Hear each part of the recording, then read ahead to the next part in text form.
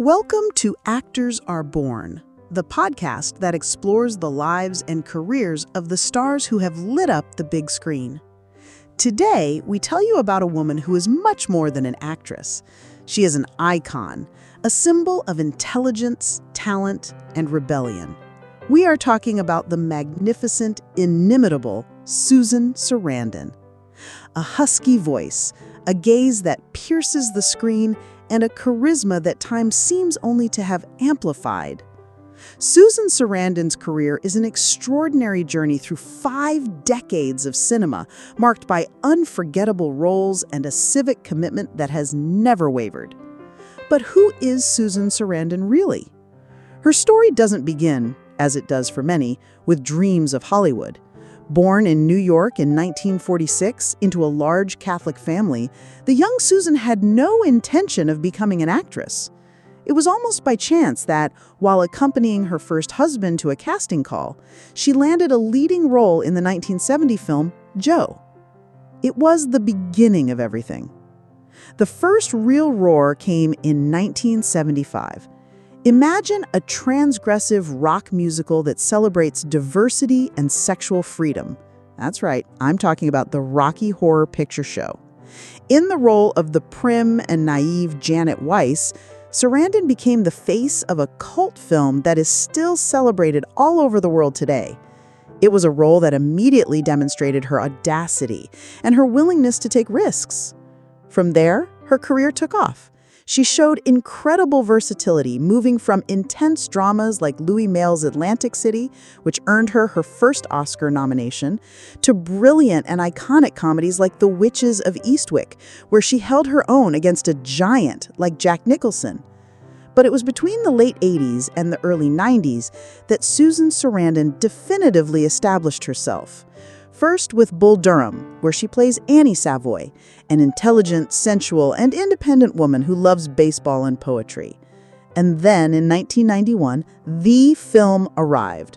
A road movie that became a feminist manifesto, a cry of liberation that marked an entire generation, Thelma and Louise. Her character Louise is a strong, protective woman willing to do anything to defend her friend.